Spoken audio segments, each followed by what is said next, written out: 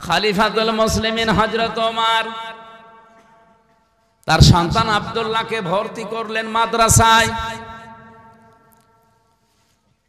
ওই সময় হযরতে আলী ছিলেন প্রধান বিচারপতি, তার সন্তান হোসাইন ওই একই মাদ্রাসায় ভর্তি হয়েছে। বারবার কলম ফেলে দিচ্ছে, আব্দুল্লাহকে বলে কলম তুলে দাও। তিনি একবার, দুইবার, তিনবার তুলে দিলেন। প্রেসিডেন্টের ছেলে স্বাভাবিকভাবে রাগ হয়ে গেছে, ডাক দিয়ে বলে হোসাইন, ইচ্ছা করে কলম ফেলে দাও, আমারে তুলতে বলো, আমি কি তোমার চাকর খাদেম? হযরতে হোসাইনও রাগ করেই বলে ফেলেছে, আব্দুল্লাহ তুমি শুধু খাদেম না, খাদেমের বাচ্চা খাদেম। মেম্বারের ছেলেকে এরকম গালি দিলে তারও মেজাজ খারাপ হয়, আর তিনি দেশের প্রেসিডেন্টের ছেলে। এক দৌড়ে বাড়িতে গিয়ে বলে, আব্বা আমি আর মাদ্রাসায় যাব না। কেন? হোসাইন আমারে গালি দিয়েছে, আমি নাকি খাদেমের বাচ্চা খাদেম। হযরত ওমর বিচক্ষণ মানুষ ছিলেন, ডাক দিয়ে বলে, সন্তান আমি বিচার করব, কিন্তু এখন না, জমার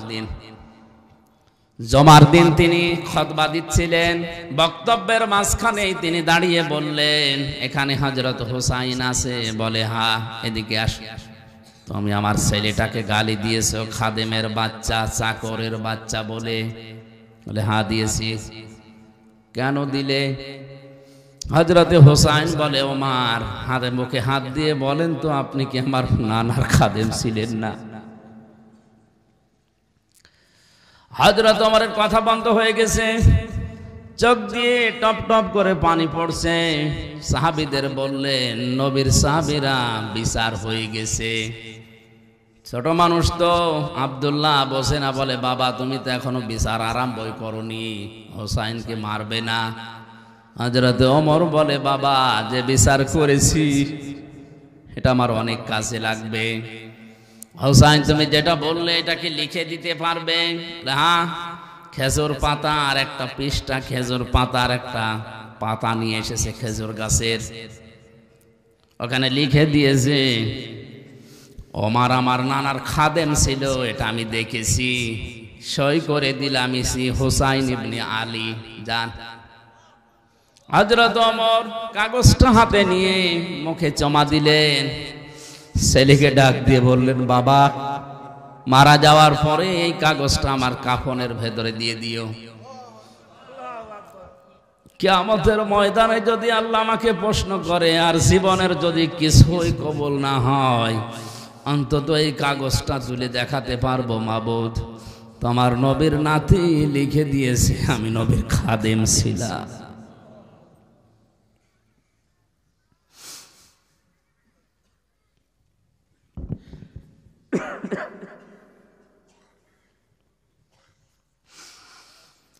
এই ওসিলাই হলেও তুমি আমাকে আজকে মাফ করে দাও। এই ধরনের মানুষেরা কিয়ামতের যে বিশ্বাস, যে ভয় তাদের ছিল, এরপরও একটা দুর্বল হাদিস বলছি শিক্ষার জন্যে। হযরত ওমরেরও আল্লাহর দরবারে নিজের জীবনের মাত্র কয়েক বছরের হিসাব দিতে লেগেছিল, প্রায় 12 বছর। ইন্তেকালের পরে প্রায় 12 বছর পার হয়ে গেল। হযরতে আব্দুল্লাহ একবার স্বপ্ন দেখলেন, হযরত ওমর সুন্দর পোশাক পরে নদী থেকে আসতেছে গোসল করে। ডাক দিয়ে বলে, বাবা কোথায় ছিলেন? কতদিন আপনাকে দেখি নাই। হযরতে ওমর বলে, বাবা আজকে 12 বছর আমি দুনিয়ার জীবন ছেড়েছি, মহান আল্লাহ আমার জীবনের হিসাব নিচ্ছিলেন। শেষ পর্যন্ত তিনি আমাকে বলেছে, ওমর তোরে মাফ করে দিলাম। কারণ আল্লাহ যদি কারো প্রতি ন্যায় বিচারও করে সে বাঁচবে না, যদি সঠিক বিচারও কারো প্রতি করে সে বাঁচবে না। অন্যায় বিচার তো আল্লাহ করেই না, ন্যায় বিচার করলেও কেউ পার পাবে না। আল্লাহ যদি কাউকে বাঁচাতে চায় বলবে শেষে যে তোরে মাফ করে দিলাম। আল্লাহ যদি অবিচার করে এ কথা বিশ্বাস করবেন না, আল্লাহ অবিচার করেন। আল্লাহ যদি কারো উপরে ন্যায় বিচার করেন সে বাঁচবে না, সে ধরা খাবে। কথা বুঝতেছেন?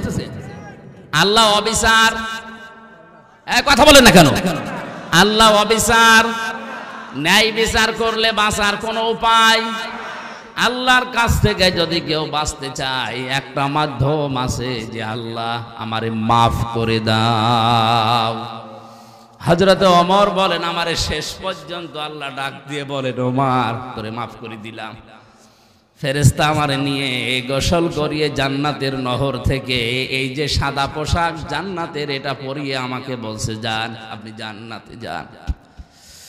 ও কক্সবাজারবাসী, হযরত ওমরের যে জীবনী শুনলেন, আকাশের তারকার চাইতে যার নেকির কাজ জীবনে বেশি ছিল। কোন রাস্তা দিয়ে গেলে শয়তান পর্যন্ত 40 দিন ওই রাস্তায় যেতে ভয় পেত।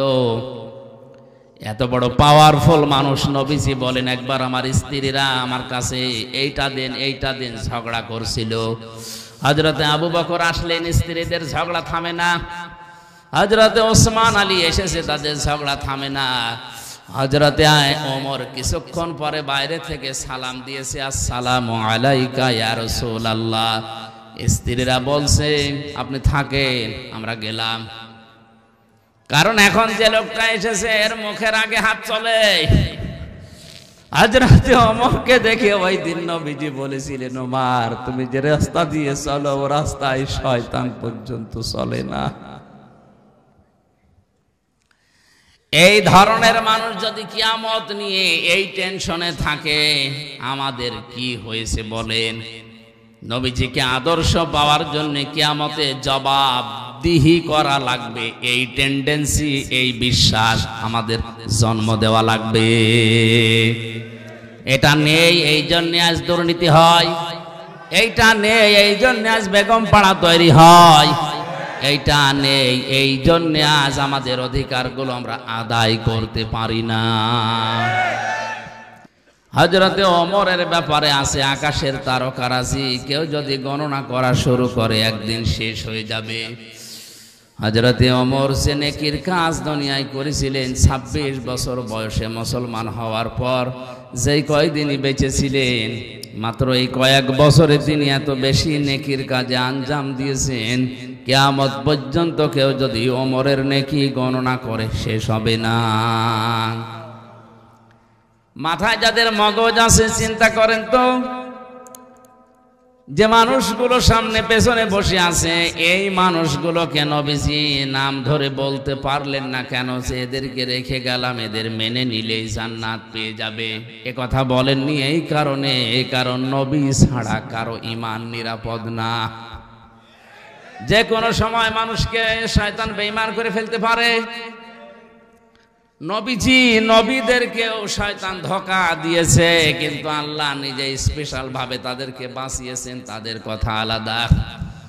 বাকি পৃথিবীর কাউকে কারো নিরাপদ না ঈমান। হযরতে ওমর নিজেই বলতেন মাঝে মাঝে, এ হুযায়ফা ইবনুল ইয়ামিনকে ডাক দিয়ে, এ হুযায়ফা তুমি তো নবীজির গোপন কথাগুলো তোমার কাছে সব বলতো, তুমি একটু ইন্তেকালের আগে যে লিস্ট দিয়ে গেছে নবীজি, যে মদিনায় মুনাফিক অমুক অমুক আছে, ওই লিস্টের ভেতরে দেখো তো আমার নামটা আছে কিনা।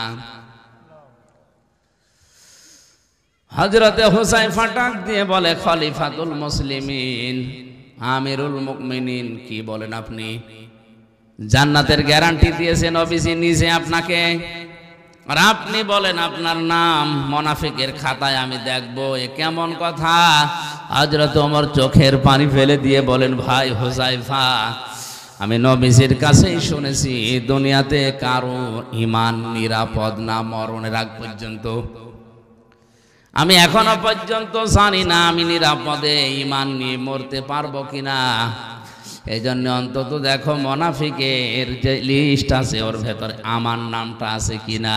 যদি থাকে আমি এখনো মরণের আগে তওবা করে ফিরে আসতে পারবো। মাওলানা আশরাফ ভাই হয়তো মুনাফিকদের যে আচরণগুলো ওগুলোই বলছিলেন, আমি হালকা হালকা শুনেছি। আমি কোরআন হাদিস পড়ে মুনাফিকের প্রায় 13টা গুণ পেয়েছি। কয়টা? আমরা অধিকাংশ মানুষ 3টা জানি। কথা বললে মিথ্যা বলে, ওয়াদা করলে ভঙ্গ করে, আমানত রাখলে খেয়ানত করে, ঝগড়া হলে গালি দেয়। এরকম অনেকগুলো আমি গবেষণা করে করে কোরআন হাদিস থেকে 13টা পেয়েছি। মুনাফিকদের এই আচরণগুলোই হয়তো উনি বলছিলেন, শেষ করতে পারেননি ভাই আমার। এই সমস্ত গুণাগুণগুলো, জারগুলো, এই আচরণগুলো যদি কারো ভেতরে পাওয়া যায়, বুঝবেন তার ভেতরে নিফাকি আছে, মুনাফিকি আছে। আর মুনাফিককে আল্লাহ যদি মরণের পরে জাহান্নামে দেয়, আবু জেহেলের উপরে দেবে না, আবু জেহেলের নিচে দেবে। মুনাফিককে আল্লাহ যদি জাহান্নামে দেয়, আবু জেহেলের উপরে দেবে না নিচে? কোথায় আছে? আন্দাজে বলেন।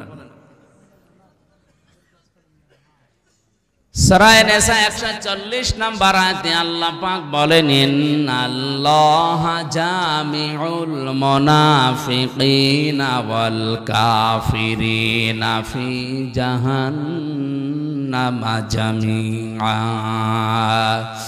অবশ্যই আমি আল্লাহ জাহান্নামের ভেতরে একত্রিত করব মুনাফিক এবং কাফেরদের। আগে কার নাম বলেন বলেন? আবু জেহেল মুনাফিক ছিল না কাফের? এই আয়াত দ্বারা বোঝা যায় যারা মুনাফিক এরা কিন্তু আবু জেহেলের নিচে থাকবে না, এরা থাকবে উপরে। ঠিক। আরে ভাই আপনি তো উল্টাপাল্টা বলেন। আবু জেহেল যদি জাহান্নামে পড়ার পরেই থেমে যায়, মুনাফিক থামবে না, একেবারে নিচে থাকবে।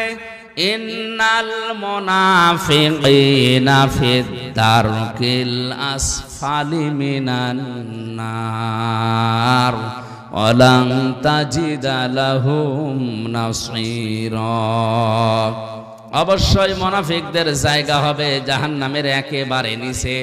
আসফাল ইসমে তাফসিল, এর চাইতে নিচে নেই, একেবারে নিচে তাদের জায়গা দেব। শুধু জায়গা নিচে দেব না, এই মানুষগুলোকে কেউ সাহায্যের কথা বলতেও আসবে না। কাফেরদের যত কথা আমি পেয়েছি, কোন কাফেরকে সাহায্য করা হবে না এমন কথা নেই, যদিও তাদেরকেও সাহায্য করা হবে না, কিন্তু ওয়ালাং তাজিদা লাহুম নাসীরা এরকম কঠিন শব্দ নেই। তাজিদার আগে লান আছে মজারে, মজারের আগে আমি আগেই বললাম লাং তাদিল্লুর উদাহরণ দিতে গিয়ে লান আসলে অর্থ হয় কোশ্চেন কালেও হবে না। আল্লাহ বলেন মুনাফিক যদি জাহান্নামের নিচে যায়, ওদেরকে সাহায্যের জন্য কেউ আসবে না, সাহায্য করাও হবে না। জোরে বলেন নাউজুবিল্লাহ। এখন আমার প্রশ্ন হচ্ছে, মুনাফিক তৈরি হয় কাদের ভেতরে? মুসলমানদের। বলেন কাদের ভেতরে? কোন ইহুদি, কোন খ্রিস্টান, কোন বৌদ্ধ, কোন হিন্দু, কোন মাজুসি, যত জাতি এখন পৃথিবীতে এখন প্রায় 4500 জাতি আছে, কোন জাতির ভেতরে মুনাফিক তৈরি হয় না। মুনাফিক শুধুমাত্র তৈরি হয় মুসলমানদের ভেতরে। আমরা যেহেতু মুসলমান হিসাবে দাবি করি, তাহলে মুনাফিকের জার আমাদের ভেতরে থাকার সম্ভাবনা, বলেন না কেন? হযরত ওমর যদি বলেন এখনো যদি আমার নামটা থাকে আমি তাওবা করে ফিরে আসবো, ভালো হয়ে যাবে মরণের আগে, তা আমাদের ওই চিন্তা ভাবনার দরকার নেই। কেউ যদি বলে আমি ইহুদি দেখব, তাহলে আপনি ইসরায়েলে যান, শুধু ইহুদি পাবেন। তামাম দুনিয়ার নিকৃষ্ট জাতি হিসাবে এখন যারা পরিচিত, জঘন্যতম জাতি হিসাবে যারা দুনিয়ায় পরিগণিত, এখন তারা হচ্ছে ইহুদি। দুনিয়ার যত অপকর্মের মূল হোতা এই ইহুদিরা। কথা বুঝতেছে? খ্রিস্টানকেও যদি দেখতে চাই, আপনি আমেরিকায় যান, শুধু খ্রিস্টান পাবেন। কেউ যদি বলে আমি বৌদ্ধ দেখব, চীনে যান, মায়ানমারে যান, শুধু বৌদ্ধ পাবেন। কোন মানুষ যদি বলে আমি মুশরিক দেখব, পাশের রাষ্ট্রে ভারতে যান, শুধু মুশরিক পাবেন। এখন যদি বলেন জাহান্নামের একেবারে নিচে থাকবে যারা মুনাফিক, আমি দেখব, এই দেশে পাঠানো লাগবে, কারণ দেশে 96% মুসলমান। তাহলে মুনাফিক এই দেশে থাকার সম্ভাবনা আছে না নেই? 12টা আচরণের ভেতরে 11 নম্বরে আমি পেয়েছি, ওদের সব সহ্য হয়, আল্লাহর কোরআনের কথা সহ্য হয় না। কোরআনে কারীম জানিয়েছে ওয়াইদা কিলা লাহুম তাআলাউ ইলা মা আনজালাল্লাহু ওয়া ইলার রাসূলি রাআইতাল মুনাফিকিনা ইয়াসুদ্দুনা আনকা সুদুদা। সূরা নিসার 61 নম্বর আয়াতে আছে আল্লাহ পাক বলেন, হে নবী, যখন আপনি মানুষদেরকে বলবেন আসো আল্লাহ এবং রাসূলের আদেশের দিকে আসো, রাআইতাল মুনাফিকিনা, আপনি দেখতে পাবেন মুনাফিক যারা ইয়াসুদ্দুনা আনকা সুদুদা, আল্লাহ এবং রাসূলের আইনের কথা আদর্শের কথা বলা মাত্রই তারা আস্তে করে পেছন দিক থেকে কেটে পড়বে। হয়তো বিভিন্ন নাম দিয়ে তারা কাটবে। কিছু কিছু মানুষ বলবে এটা রাজনীতি। আজ দেশে বলে না, আল্লাহর আইনের কথা বলতে গেলে, রাসূলের আদর্শের কথা সঠিকভাবে তুলে ধরতে গেলেই বলে এইটা রাজনীতি, এ ওয়াজ হচ্ছে না, আস্তে করে চলে যায়। আপনি বলেন ১৫০০ বছর আগে সূরা নিসার ৬১ নম্বর আয়াতে আল্লাহ যা যা বলেছে বাংলাদেশের সাথে এখন মিলে যাচ্ছে।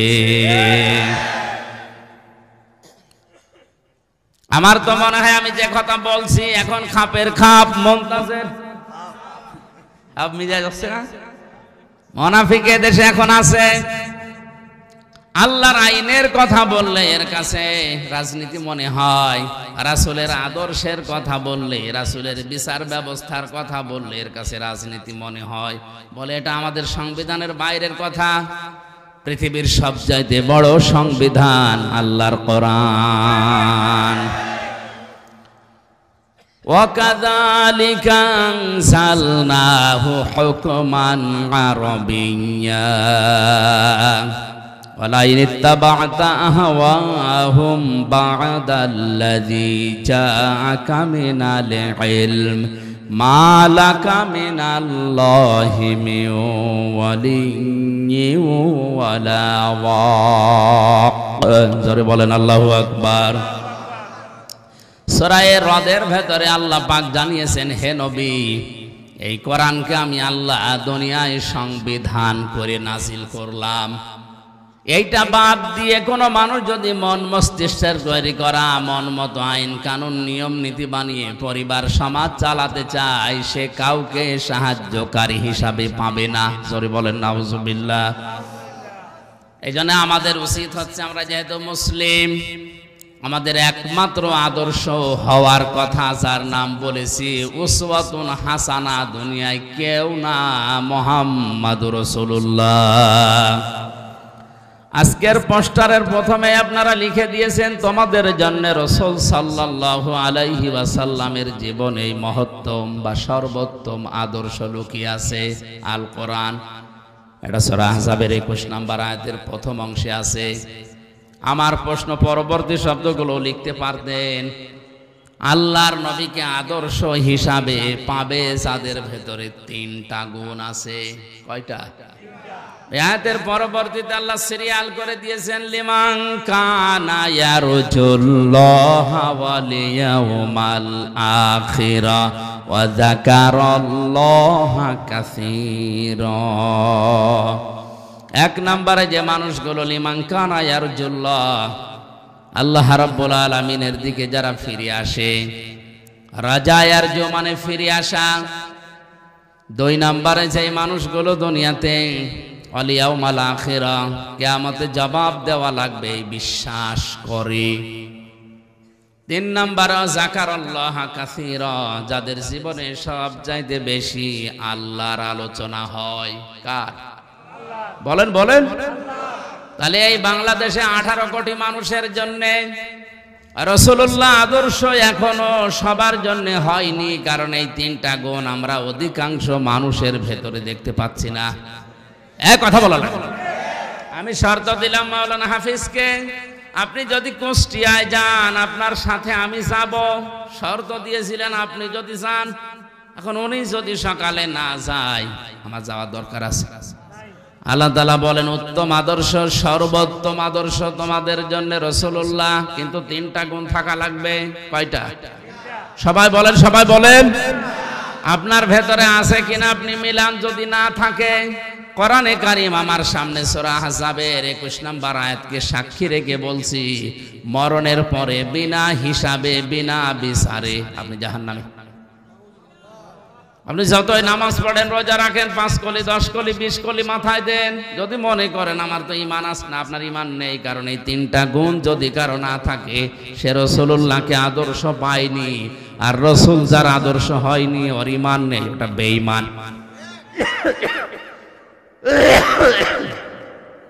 খুব মনোযোগ সহকারে শুনেন। আল্লাহ রাব্বুল আলামিন বলেন, 1 নম্বরে যারা সব কাজ আমি আল্লাহর দিকে ফিরে আসার নিয়তে করে, যে কোনো কাজে হাত দেওয়ার আগেই চিন্তা করে আল্লাহ এই কাজে আমার আল্লাহ রাজি আছে তো। আজকে যে গাড়িতে আসলাম, ও লোকটাকে আমি এর আগে কোনোদিন দেখেছি বলে মনে হয় না, কিন্তু যে ভালোবাসা আমার প্রতি দেখিয়েছে, দুনিয়ার স্বার্থ পাওয়ার জন্য না, এটা আল্লাহর জন্যে। দুনিয়ায় যাকে আপনি ভালোবাসবেন, যাকে এগিয়ে দেবেন, সাহায্য করবেন, লোক দেখানোর জন্য, স্বার্থ পাওয়ার জন্য না। যে মানুষগুলো শুধুমাত্র আল্লাহর জন্য কাউকে ভালোবাসে। 2 নম্বরে ওয়াল ইয়াউমাল আখিরা, কিয়ামতের দিবসে যারা বিশ্বাস করে। সে জন্মের পর থেকে শুনছি কিয়ামত হবে, কিয়ামতের দিন আছে, কিন্তু কিয়ামত যে কিভাবে হবে, কিয়ামতে জবাব দেওয়া লাগবে, এই বিশ্বাস যদি কোনো মানুষের ভেতরে একবার জন্ম হয়ে যায়, ওর জীবন থেমে যাবে। আয়াতের তাফসীর করতে গিয়ে আমি জেলখানার ভেতরে থাকাকালীন ফি জিলালিল কোরআনে পড়েছিলাম। আছেন আপনারা ময়দানে? খলিফাতুল মুসলিমিন হযরত ওমর তার সন্তান আব্দুল্লাহকে ভর্তি করলেন মাদ্রাসায়। ওই সময় হযরতে আলী ছিলেন প্রধান বিচারপতি, তার সন্তান হোসাইন ওই একই মাদ্রাসায় ভর্তি হয়েছে। বারবার কলম ফেলে দিচ্ছে, আব্দুল্লাহকে বলে কলম তুলে দাও। তিনি 1 বার 2 বার 3 বার তুলে দিলেন। প্রেসিডেন্টের ছেলে স্বাভাবিকভাবে রাগ হয়ে গেছে, ডাক দিয়ে বলে, হোসাইন ইচ্ছা করে কলম ফেলে দাও, আমারে তুলতে বলো, আমি কি তোমার চাকর খাদেম? হযরতে হোসাইনও রাগ করেই বলে ফেলেছে, আব্দুল্লাহ তুমি শুধু খাদেম না, খাদেমের বাচ্চা খাদেম। মেম্বারের ছেলেকে এরকম গালি দিলে তারও মেজাজ খারাপ হয়। আর তিনি দেশের প্রেসিডেন্টের ছেলে, এক দৌড়ে বাড়িতে গিয়ে বলে, আব্বা আমি আর মাদ্রাসায় যাব না। কেন? হোসাইন আমারে গালি দিয়েছে, আমি নাকি খাদেমের বাচ্চা খাদেম। হযরত ওমর বিচক্ষণ মানুষ ছিলেন, ডাক দিয়ে বলে, সন্তান আমি বিচার করব, কিন্তু এখন না, জমার দিন। তিনি খুতবা দিচ্ছিলেন, বক্তব্যের মাঝখানেই তিনি দাঁড়িয়ে বললেন, এখানে হযরত হোসাইন আছে? বলে হ্যাঁ। এদিকে আস, তুমি আমার ছেলেটাকে গালি দিয়েছো খাদেমের বাচ্চা, চাকরের বাচ্চা বলে? বলে হ্যাঁ দিয়েছি। কেন দিলে? হযরতে হোসাইন বলে, ওমর হাতে মুখে হাত দিয়ে বলেন তো, আপনি কি আমার নানার খাদেম ছিলেন না? হযরত ওমরের কথা বন্ধ হয়ে গেছে, চোখ দিয়ে টপ টপ করে পানি পড়ছে। সাহাবীদের বললেন, নবীর সাহাবীরা বিচার হয়ে গেছে। ছোট মানুষ তো, আব্দুল্লাহ বসে না, বলে বাবা তুমি তো এখনো বিচার আরম্ভই করনি, হোসাইনকে মারবে না? হযরত ওমর বলে, বাবা যে বিচার করেছি এটা আমার অনেক কাজে লাগবে। হোসাইন তুমি যেটা বললে এটা কি লিখে দিতে পারবে? হ্যাঁ। খেজুর পাতা আর একটা পৃষ্ঠা, খেজুর পাতার একটা পাতা নিয়ে এসেছে খেজুর গাছের, ওখানে লিখে দিয়েছে, ওমর আমার নানার খাদেম ছিল, এটা আমি দেখেছি, সই করে দিলাম, হোসাইন ইবনে আলী। যান। হযরত ওমর কাগজটা হাতে নিয়ে মুখে চমা দিলেন, ছেলেকে ডাক দিয়ে বললেন, বাবা মারা যাওয়ার পরে এই কাগজটা আমার কাফনের ভেতরে দিয়ে দিও। কিয়ামতের ময়দানে যদি আল্লাহ আমাকে প্রশ্ন করে আর জীবনের যদি কিছুই কবুল না হয়, অন্তত এই কাগজটা তুলে দেখাতে পারবো, মাবুদ তোমার নবীর নাতি লিখে দিয়েছে আমি নবীর খাদেম ছিলাম।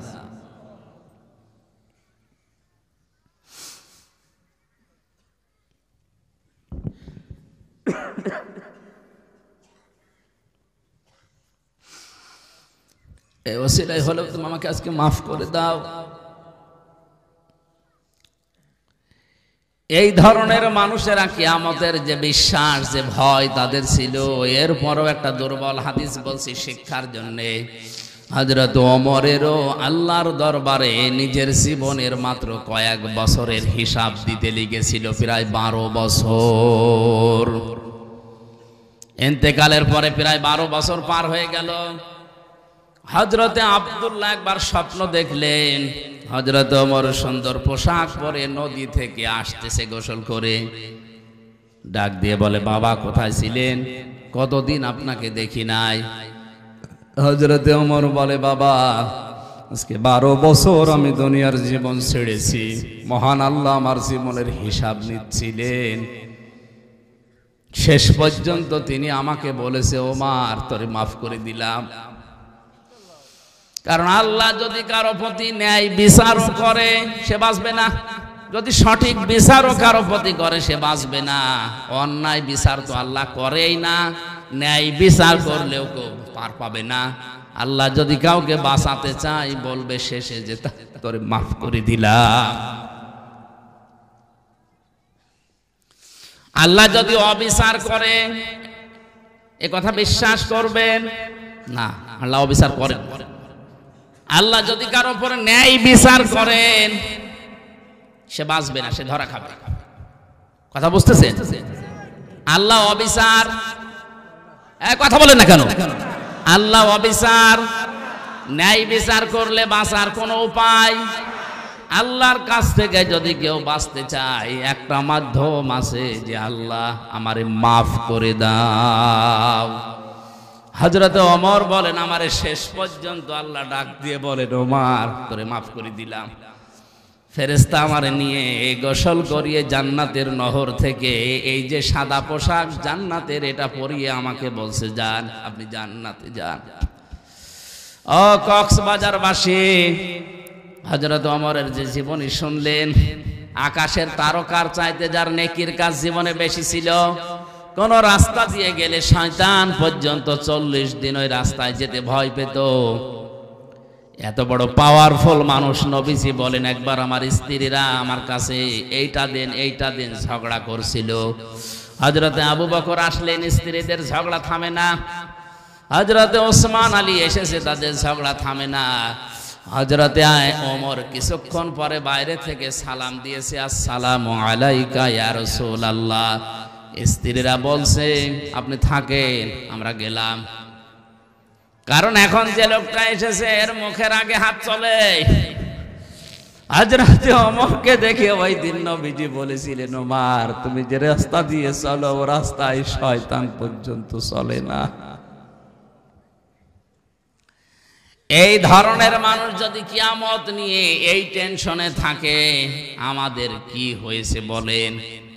নবীজিকে আদর্শ পাওয়ার জন্য কিয়ামতে জবাবদিহি করা লাগবে। এই টেন্ডেন্সি, এই বিশ্বাস আমাদের জন্ম দেওয়া লাগবে। এটা নেই এই জন্য আজ দুর্নীতি হয়, এইটা নেই এই জন্য আজ বেগম পাড়া তৈরি হয়, এইটা নেই এই জন্য আজ আমাদের অধিকারগুলো আমরা আদায় করতে পারি না। এটা যদি কোনো মানুষ 100 ভাগ বিশ্বাস করে যে আমার জবাব দেওয়া কিন্তু লাগবে, 2 দিন আগে 2 দিন পরে ওর জীবন এমনিতেই পাল্টিয়ে যাবে। মক্কার ওই মানুষগুলো তাদেরকে জোতা মেরে লাঠি মেরে মানুষকে হেদায়েত করেনি। নবীজি এই কিয়ামতে জবাব দেওয়া লাগবে এই কথাগুলো যখন তুলে ধরেছেন, ওই মানুষ যাদের বিবেক ছিল, বুদ্ধি ছিল, যাদের কপালে হেদায়েত ছিল, তারা এমনিতেই এই কথাগুলোর উপর ঈমান এনে পাল্টিয়ে গেছে। আমি রাসূলুল্লাহকে আদর্শ পাওয়ার জন্য 3 নম্বরে বলেছিলাম, ওয়া যাকারাল্লাহা কাসীরা। যাদের জীবনে সব চাইতে বেশি জিকির থাকবে, আলোচনা থাকবে আল্লাহর। আল্লাহ কাসীরা দিয়েছেন, কলিলানে দেননি, আবার কাসিরুন দেননি, কাসির আছে। সব চাইতে বেশি তাদের মুখে, তাদের পরিবারে, সমাজে, রাষ্ট্রে, তাদের সব জায়গায় নাম থাকবে, আলোচনা থাকবে কার? কালিমাতুল্লাহি হিয়াল উলিয়া, আল্লাহর কালিমা তাদের উপরে থাকবে।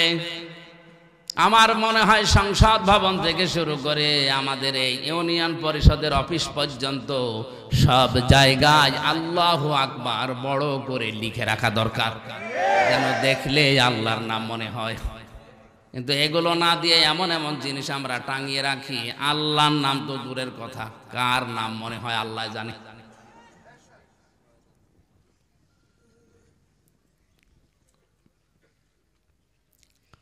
আল্লাহ রাব্বুল আলামিন বলেন, রাসূলুল্লাহকে যারা আদর্শ হিসাবে এই তিনটা গুণ অর্জন করে পাবে, বিশ্ব নবী মুহাম্মদুর রাসূলুল্লাহ রাসূলুল্লাহ হওয়ার পর থেকে আতঙ্কে ছিলেন। কিসে ছিলেন বলেন বলেন? 1 থেকে 40 বছর তার সমস্যা হয়নি। 40 থেকে 63, 23 বছরে 82 বার তাকে ডাইরেক্ট হত্যা করার জন্য ইহুদিরা চেষ্টা চালিয়েছে। শুধু চেষ্টায় চালিয়ে শেষ করে দেয়নি, মরণের পরেও তার লাশ পর্যন্ত চুরি করার জন্য তারা ব্যস্ত ছিল। এই জন্য ওই 23 বছর রাসূলুল্লাহকে যারা মেনে নিয়েছে তারাও বিপদে পড়েছে। কিন্তু 1 থেকে 40 যারা ওই সময় মেনেছিল, তার সাথে ছিল, তাদের কোনো বিপদ হয়নি। এমনকি পুরো আরব জাহানে তাদের একটা শত্রুও ছিল না। আর রাহিকুল মাখতুম, এই ঐতিহাসিক সিরাত গ্রন্থে আপনি দেখবেন 1 থেকে 40 বছর পর্যন্ত নবীদের পেছনে মানুষ ছিল না, তা না, ছিল। কারণ হিলফুল ফজল যেদিন গঠন করেন তার সাথে ওই এলাকার যুবকেরা অনেকেই যোগ দিয়েছিল। সামাজিক উন্নয়নমূলক অনেক কাজ তিনি এই সংগঠনের মাধ্যমে এলাকায় করতেন। কিন্তু দুঃখজনক হলেও সত্য, একটা শত্রু তার ওই সময়ের ভেতরে তৈরি হয়নি। একই মানুষ 40 বছরে কোরআনে কারিমটা হাতে পাওয়ার পরে যতদিন এইটা তার কাছে ছিল ততদিন তার শত্রুর অভাব ছিল না।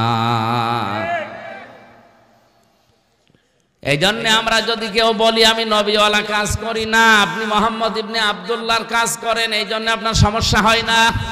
কেউ যদি রাসূলুল্লাহর কাজ আরম্ভ করে, রাসূলুল্লাহর যেভাবে আরম্ভ হয়েছিল 3 বছর তিনিও জেলে ছিলেন, আপনারও থাকা লাগতে পারে।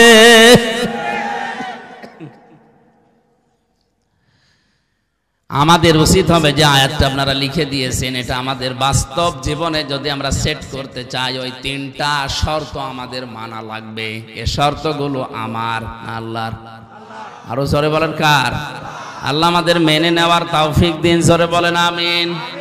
আমার আলোচনার বিষয় বলেছিলেন কোন পাপে কোন গজব। জবান খুলে কোরআনের এই সোনালী আয়াত সূরা রুম 41 নম্বর আয়াতটা পড়েছি, পড়েন। আউযু বিল্লাহি মিনাশ শাইতানির রাজিম, বিসমিল্লাহির রহমানির রহিম।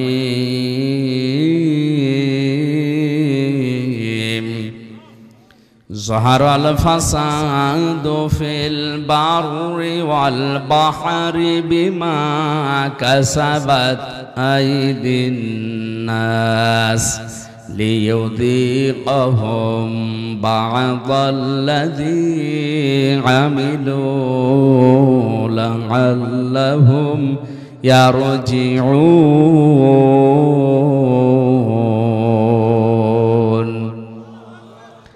আল্লাহ রাব্বুল আলামিন বলেন, জলে স্থলে যে বিপর্যয়, যে অশান্তিগুলো, যে গজবগুলো দেখতে পাও, এগুলো আমি একটাও দিতে চাই না। এগুলো সব তোমাদের হাতের পাপ কামাই করা ফসল। আমি কেন এগুলো দেই মাঝে মাঝে জানো? অতিবৃষ্টি, অনাবৃষ্টি, মাঝে মাঝে এ জমিনকে ঝাঁকুনি দেয়, আমরা যেটা ভূমিকম্প বলে শুনি। এগুলো কেন করি? লিইউযীকাহুম বা'দাল্লাযী আমিলু, তোমরা যে আমল করেছো, কাজ করেছো, আমল আবার 2 প্রকার। আমল কয় প্রকার? একটা বদ আমল, একটা নেক আমল।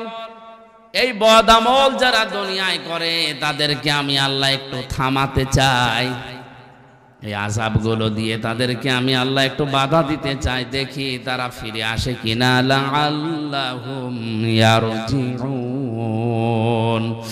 আমি চাই যে তারা ফিরে আসুক। কপাল পোড়া মানুষ আমরা, মাঝে মাঝে এগুলো আমাদের সামনে আসতেছে, এগুলো দেখার পরও আমরা ফিরে আসা দূরের কথা, আমাদের বিদ্যা আরো বাড়ে। সূরা সরার ভেতরে আল্লাহ জানিয়েছেন, এটা 29-30 নম্বর আয়াতে আছে, ওমা সাবাকুম মিন মুসিবাতিন ফাবিমা কাসাবাত আইদিকুম ওয়া ইয়াফু আন কাসীর। তোমরা যত অন্যায় করো, পাপ করো, সব পাপের শাস্তি যদি আমি আল্লাহ দেই, শ্বাস ফেলার সময় তোমরা পেতে না, আমি আল্লাহ অধিকাংশগুলোই মাফ করে দেই, কিছু পাপের শাস্তি দুনিয়ায় পাঠাই যেন তোমরা আমি আল্লাহর দিকে ফিরে আসতে পারো।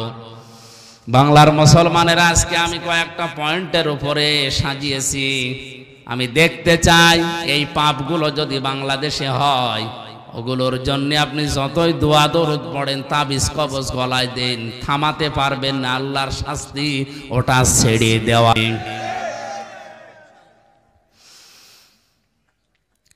কোরআনে কারিমে সূরা আনকাবুত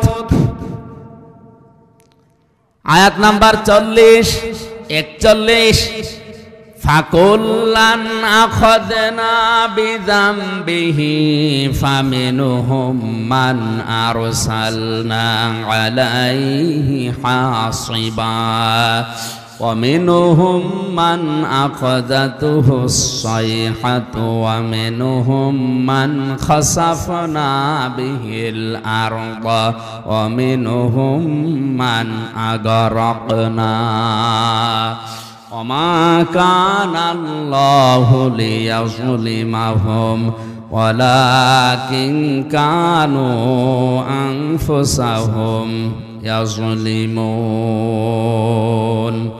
সুবহানাল্লাহ আলহামদুলিল্লাহ লা ইলাহা ইল্লাল্লাহ, সুবহানাল্লাহ আলহামদুলিল্লাহ।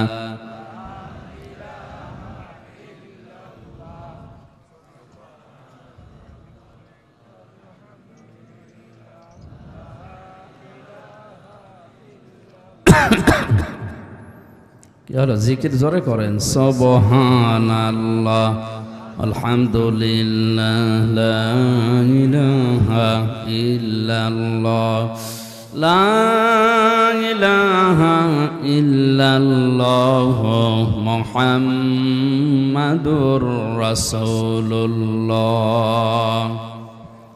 আয়াত বুঝতে কষ্ট হচ্ছে? আল্লাহ রাব্বুল আলামিন বলেন, যুগে যুগে বহু মানুষকে আমি তাদের পাপের জন্য পাকড়াও করেছিলাম। কাউকে আমি ঝঞ্ঝা নামক বৃষ্টি দিয়ে, পাথরের বৃষ্টি দিয়ে, কাউকে ডুবিয়ে,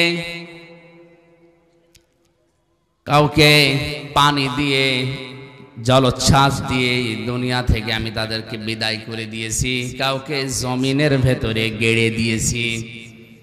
আমি কারো ওপরে আল্লাহ জুলুম করি না, মানুষ নিজেরাই নিজেদের ওপরে জুলুম করে। কথা বলেন ঠিক কিনা? আমি প্রথম বলেছিলাম আল্লাহর বিচার ব্যবস্থা 3 প্রকার। 1 নম্বরে আল্লাহ জুলুম, এই কথা বলে না কেন? 2 নম্বরে আল্লাহ ন্যায় বিচার করলে কেউ বাঁচবে। 3 নম্বরে কেউ বাঁচতে চাইলে আল্লাহর রহমত। এইজন্য আল্লাহ অবিচার করেন না। 2 নম্বরে আমার আল্লাহ ন্যায় বিচার করলে কেউ বাঁচতে পারবে না। 3 নম্বরে কেউ বাঁচতে চাইলে আল্লাহর ক্ষমা পাওয়া লাগবে। যে সমস্ত পাপের জন্য আল্লাহ তাদেরকে ধরেছিলেন, দেখি ওই পাপগুলো এখন বাংলাদেশে আছে কিনা।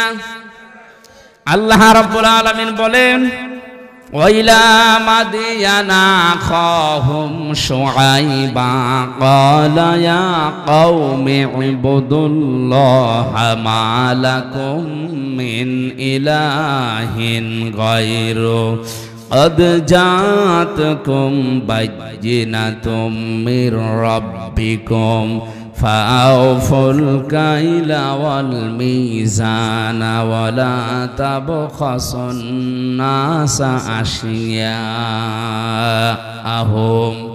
ولا تفسدوا في الأرض بعد إصلاحها ذلكم خير لكم إن كنتم মুমিনিন। আল্লাহু আকবার। আমি শুআইবকে পাঠিয়েছিলাম মাদিয়ান শহরে তার ভাইদের কাছে। এ কোরআনে অনেকগুলো নবীর দাওয়াতি সিস্টেম দেওয়া আছে, তারা দাওয়াত দিত এই কায়দায় এই পদ্ধতিতে। এখানে শুআইব আলাইহিস সালামের নাম দিয়ে আল্লাহ কিছু শিক্ষা দিতে চেয়েছেন। একটু ভালো করে শুনেন। হযরতে শুআইব আলাইহিস সালামকে মাদায়েন শহরে তার ভাইদের কাছে আল্লাহ পাঠিয়ে বললেন, তুমি দাওয়াত দাও, হে আমার জাতির লোকেরা, আল্লাহ বাদে কোনো মাবুদ নেই, ইলাহ নেই, ইবাদত পাওয়ার যোগ্যতা কারো নেই। আমরা যারা সত্যি নবীদের উত্তরসূরি দাবি করছি, আল্লাহর কসম আমরাও কিন্তু এই কথাই আপনার কাছে বলছি। আল্লাহ ছাড়া ইবাদত পাওয়ার যোগ্যতা কারো। এই জন্য সহজভাবে বলি লা ইলাহা ইল্লাল্লাহ, আল্লাহ বাদে ইবাদত পাওয়ার যোগ্যতা, উপাস্য হওয়ার যোগ্যতা দুনিয়ায় আর কারণে। এ কথা বললেই হিন্দুরা রাগ করে, কারণ ওদের দেবতা একটা দুইটা না, কয়টা? 33 কোটি। ওদের দেবতা 33 কোটি, এই জন্য ওদের রাগ হবে। আল্লাহ ছাড়া ইবাদত পাওয়ার, উপাসনা পাওয়ার যোগ্যতার কারণে এ কথা বললে ইহুদির মন আপনি পাবেন না, খ্রিস্টানের মন আপনি পাবেন না। ওয়ালান তারদা আনকাল ইয়াহুদু ওয়ালান নাসারা হাত্তা তাত্তাবিআ মিল্লাতাহুম কুল ইন্না হুদাল্লাহি হুয়াল হুদা। হে নবী, কখনো ওরা আপনার পদে ইহুদি খ্রিস্টানরা রাজি হবে না যতক্ষণ আপনি তাদের যে ধর্ম অনুসরণ না করবেন। ওদের ধর্মে খোদা কয়জন? 33 কোটি। কারো 3 জন, কারো 2 জন। বিভিন্ন জিনিসকে তারা খোদা হিসাবে মেনে নিয়েছে, উপাস্য হিসাবে ইবাদত পাওয়ার যোগ্যতা তারা ভাগ ভাগ করে দিয়েছে। একমাত্র জাতি মুসলিম। 175 কোটি মানুষের ভেতরে হয়তো ভুল ত্রুটি থাকতে পারে, কিন্তু লা ইলাহা ইল্লাল্লাহর ব্যাপারে কোনো পার্থক্য আমাদের নেই। আমরা মনে প্রাণে বিশ্বাস করি, এ কথা কাজে লাগাতে চাই। আল্লাহ ছাড়া ইবাদত পাওয়ার যোগ্যতা কারো, উপাসনা পাওয়ার যোগ্যতা কারো। কারণ নবীদের দাওয়াত এইটাই ছিল, ইয়া কওমি ইবুদুল্লাহ মা লাকুম মিন ইলাহিন গায়রু। আল্লাহর ইবাদত করো, কারণ তিনি ছাড়া কোনো ইলাহ নেই। এরপরেই হযরতে শুআইব আলাইহিস সালাম তার জাতির লোকের কাছে যেই মেসেজটা দিয়েছেন, নবীদের দাওয়াতি পদ্ধতি আপনাকে আমি বলছি। ক্বাদ জাআতকুম বাইয়িনাতুম মির রাব্বিকুম, অবশ্যই তোমাদের রবের পক্ষ থেকে তোমাদের কাছে স্পষ্ট দলিল, প্রমাণ, নিয়ম নীতি, আইন কানুন এসেছে। সে আইনের ভেতরে 2টা কথা এখানে আল্লাহ পাক দিয়েছেন, ফাউফুল কাইলা ওয়াল মিজানা ওয়ালা তাবখাসুন নাসা আশিয়াআহুম। 1 নম্বরে তোমরা ওজনে কম বেশি করবে না। কিসে? সবাই বলেন। এই ওজন বলতে শুধু দাড়ি পাল্লার ওজন। এখন তো অনেকে দাড়ি পাল্লায় তুলে দেওয়ার চিন্তায় আছে। হাইকোর্টের সামনে বিশাল একটা দাড়ি পাল্লা টাঙানো আছে, 2 দিকের মাপই সমান। এটা দ্বারা দেশের জনগণকে বোঝানো হচ্ছে যে ন্যায় বিচার ছাড়া এখানে কিছু চলে না। দাড়ি পাল্লা মানে কি? মানদণ্ড। দাড়ি পাল্লা মানে ন্যায় বিচারের মানদণ্ড। ওইটা যে এদিকেও যেমন এইদিকেও যেমন, কোন দিকে একেবারে কম বেশি নেই, সমান সমান। আচ্ছা, তো বিচার ব্যবস্থার দিকে তাকালে আজ যেটা দেখতে পাচ্ছি আমরা, ন্যায় বিচারের তুলনায় অবিচারই বেশি হচ্ছে। ন্যায় বিচারের তুলনায় অবিচার যদি না হবে, কোন কারণে আমি 3টা বছর জেল খাটলাম, আপনি জবাব দেন।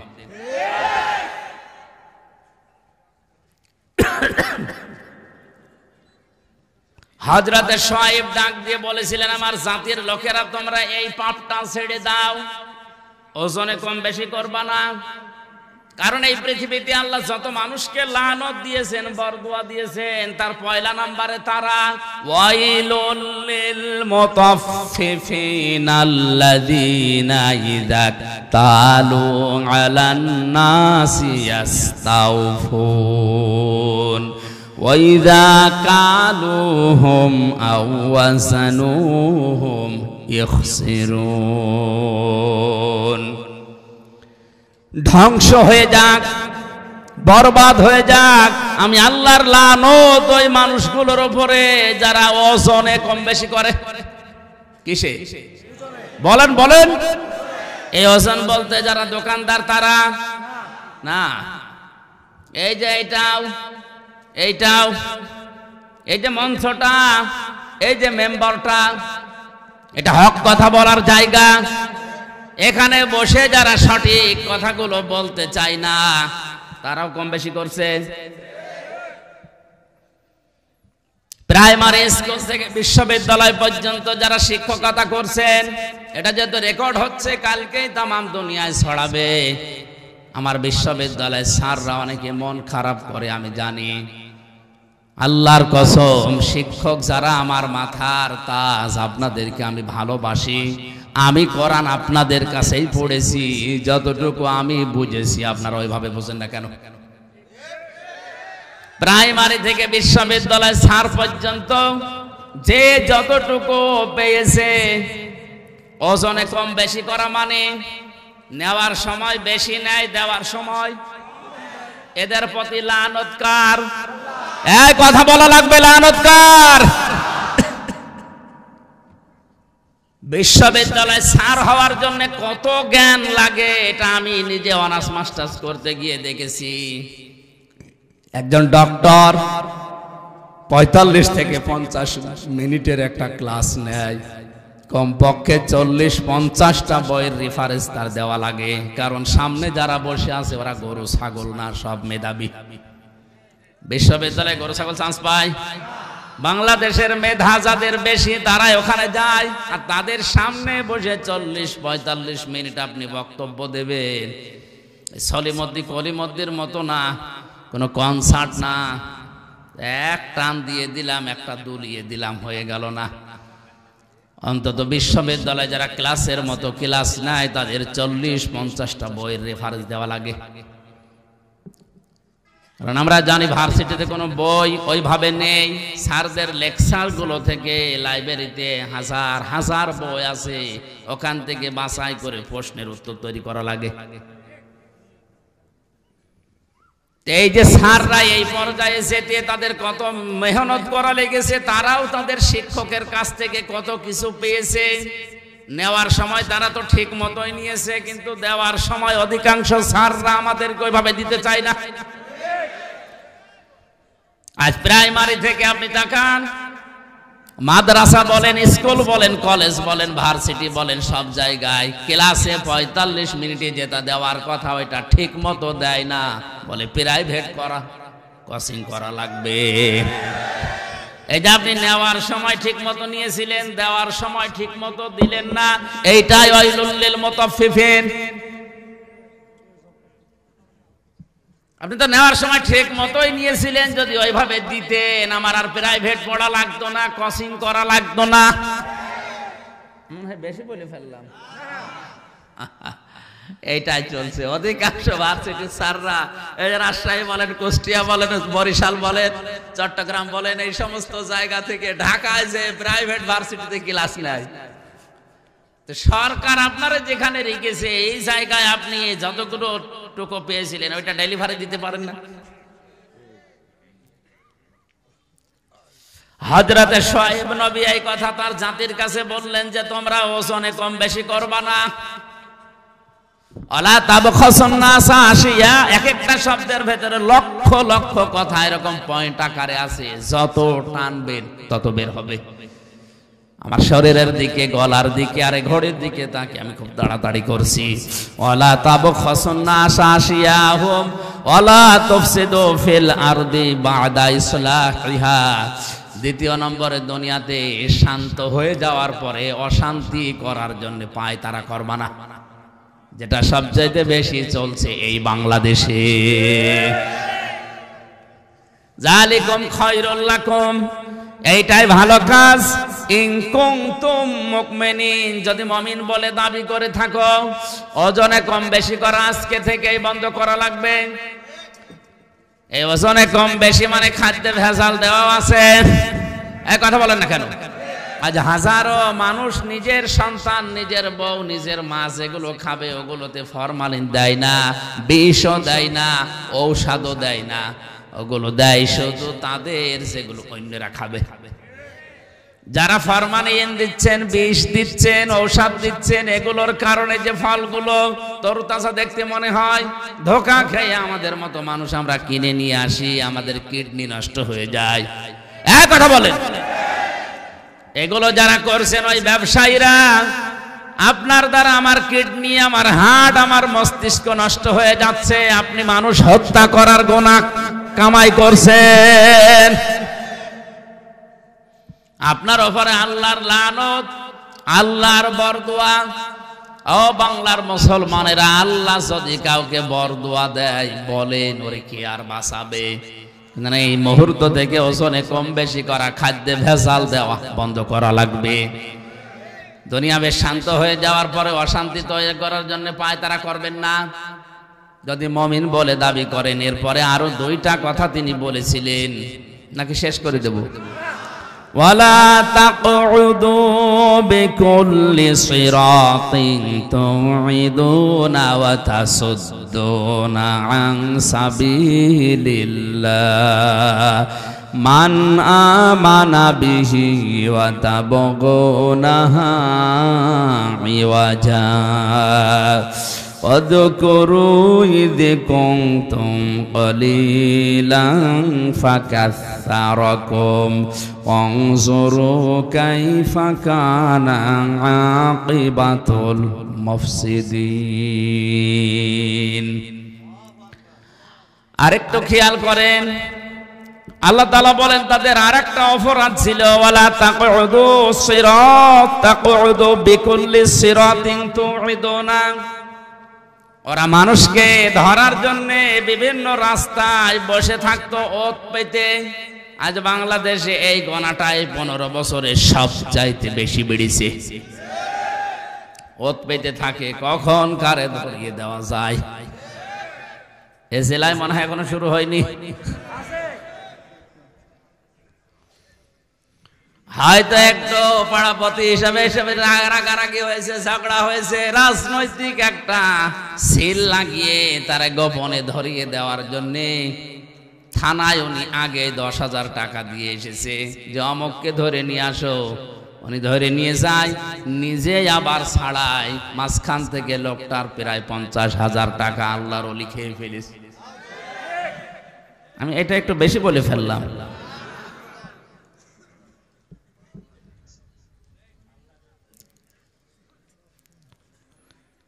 ওয়াতাসাদ্দুনা আন সাবিলিল্লাহি, 2 নম্বরে তারা গুনাহ করত। 4 নম্বর এটা, 4 নম্বরে তাদের অপরাধ ছিল এইটা, ওরা আল্লাহর রাস্তা থেকে মানুষকে সরিয়ে দেওয়ার জন্য বিভিন্ন কায়দা কৌশল কাজ কারবার করত। এত কাজে মানুষ যাচ্ছে, কোনো অসুবিধা নেই, আল্লাহর দিকে, আল্লাহর পথের দিকে মানুষ আসলেই বাধা।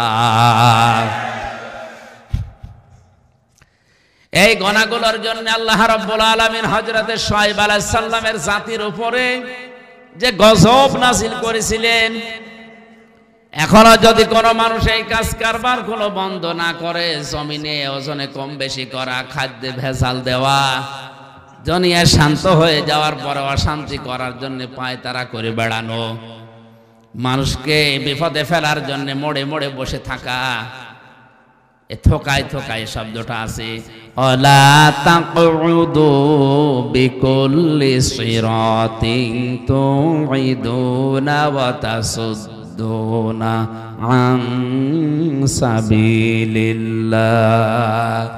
তোমরা বসে থেকো না মানুষকে ধরিয়ে দেওয়ার জন্য, বিপদে ফেলার জন্য কোন রাস্তার মোড়ে মোড়ে গোপনে,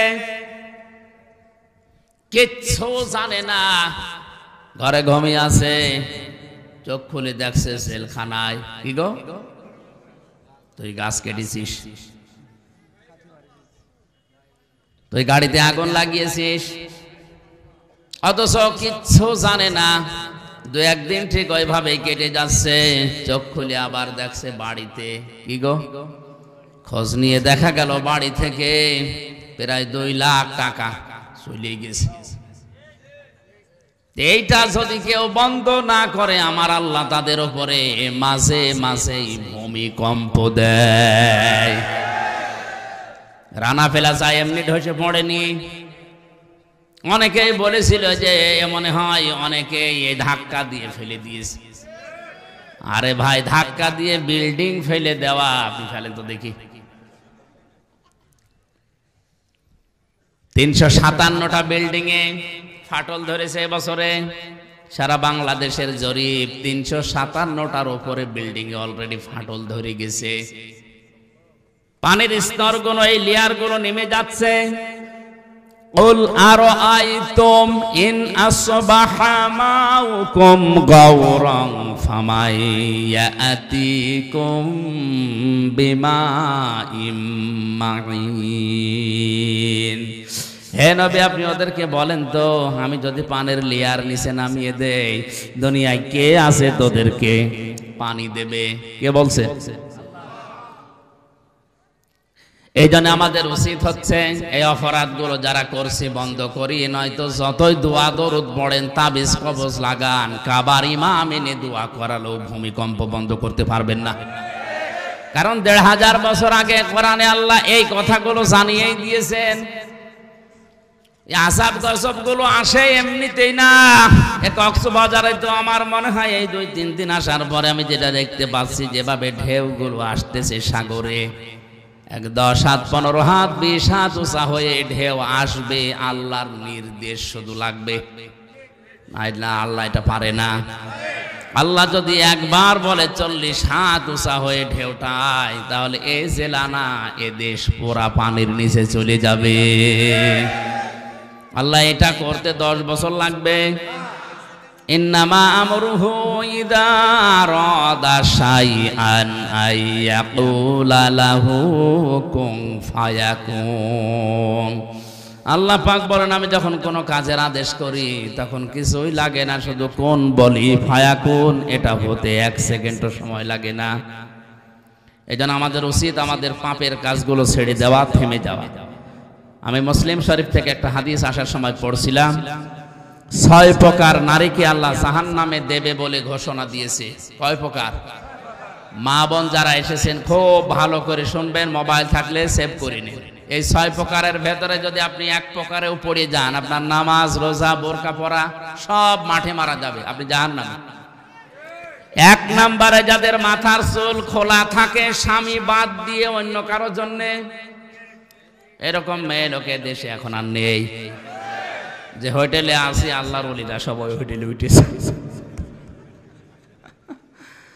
একজন মেয়ে লোক যদি চুল খুলে রাখে, শুধুমাত্র খুলে রাখতে পারবে তার স্বামীর জন্য, স্বামী বাদে পৃথিবীতে কারো জন্য মেয়ে লোকের চুল খুলে রাখা জায়েজ নেই। এমনকি বাবাকেও চুল খুলে দেখানো জায়েজ নেই।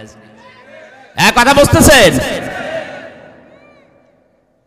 একজন মেয়ে লোকের চুল যত তার স্বামী দেখবে, তার চোখের পাওয়ার বাড়বে, তত সওয়াব বেশি পাবে ওই মেয়েটা। এমনকি আল্লাহর নবী জানিয়েছেন, কোন স্বামী যদি স্ত্রীর মাথায় হাত বুলিয়ে দেয়, যতগুলো চুল পড়বে অতগুলো সওয়াব পাবে। আর অন্য যত মানুষ এই চুল দেখবে, অতগুলো সাপ আল্লাহ বানিয়ে কবরে পাঠাবে। চুল ওরা দেখায় স্বামীকে না, পরপুরুষকে বেশি। এই জন্য যেই মহিলার মাথার চুল খোলা থাকবে স্বামী বাদ দিয়ে অন্য কারো জন্যে সে জাহান্নামী। 2 নম্বরে স্বামীকে যেই মহিলা সম্মান করে না। 3 নম্বরে স্বামীকে বাদ দিয়ে দেবর ননদ বা অন্য কারো সাথে যারা হাসি তামাশায় লিপ্ত থাকে বেশি সময়, স্বামীর কাছে আসলে মুখ গোমরা হয়ে থাকে। আর যদি দেবর পায় বলে স্বামী গিয়েছে ঘাস কাটতে, বাগে ধরে খাক, আমার দেওরা বেশি থাক। একটা কবিতা এরকম পড়েছিলাম কোথায় জানো, স্বামী ঘাস কাটতে গেছে মাঠে, ওরে বাগে ধরে খেয়ে ফেলো, আমার দেওরা বেশি থাক। স্বামী বাদ দিয়ে অন্যের সাথে যদি কেউ হাসি তামাশা করে, মজাক করে, ইয়ারকি আড্ডা করে, এই মহিলা জাহান্নামী। 4 নম্বরে যে মহিলা অপবিত্রতা থেকে পবিত্রতার খবর রাখে না, কবে যে পবিত্র হবে ওর খেয়ালই নেই, স্বামীর যে হক আছে ওর মনেও নেই। এই জন্য যখনই শরীর অসুস্থ হবে, সুস্থ হওয়ার পর থেকে নিজেকে পরিষ্কার পরিচ্ছন্ন করে স্বামীর জন্য উপস্থাপন করা লাগবে। 5 নম্বরে মিথ্যা বলে, গীবত করে, এরপর আবার কসম করে কথায় কথায়।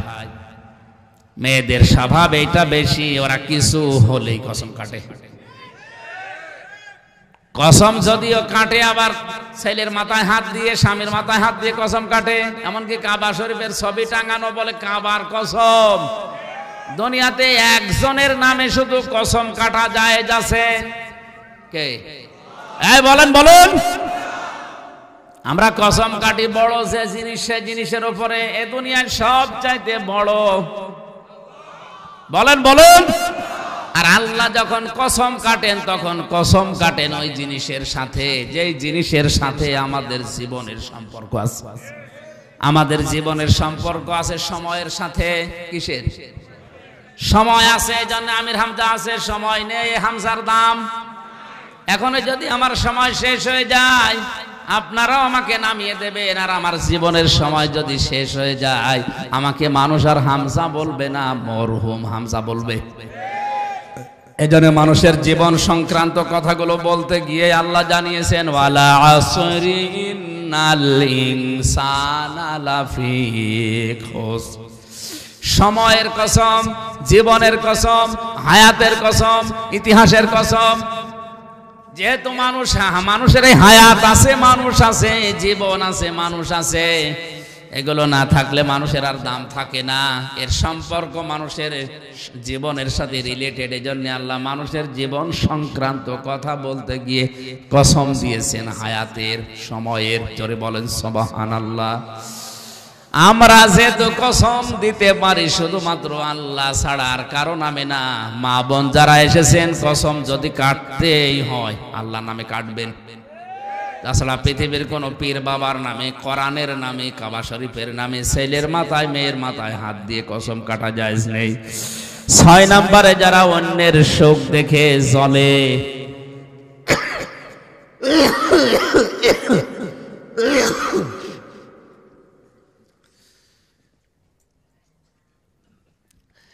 যারা অন্যের শোক দেখে জ্বলে এবং কিছু দান করলেও যারা খোটা দেয়, এই 6 প্রকার নারীর কথা মুসলিম শরীফে নবীজি জানিয়েছেন। আশা করছি মা বোন যারা এসেছেন, এই 6 প্রকারের কোনো কিছু যদি আপনার ভেতরে থাকে, আপনি এই মুহূর্তে নিজেকে পাল্টাবেন। আল্লাহ আমাদেরকে এই যে 4টা অপরাধের কথা বলেছিলাম, ওজনে কম বেশি করা, খাদ্যে ভেজাল দেওয়া, দুনিয়া শান্ত হয়ে যাওয়ার পরে অশান্তি তৈরি করা, মানুষকে বিপদে ফেলার জন্য ওত পেতে থাকা, আর আল্লাহর রাস্তা থেকে মানুষকে ফেরানোর জন্য চেষ্টা চালানো, এই গুনাহগুলো থেকে যদি আল্লাহ আমাদেরকে না বাঁচান, আমরা যদি চেষ্টা না করি, ভূমিকম্পের মতো এই জিনিস আবার আসবে। আল্লাহ আমাদেরকে একটা মানার তৌফিক দেন, আমিন।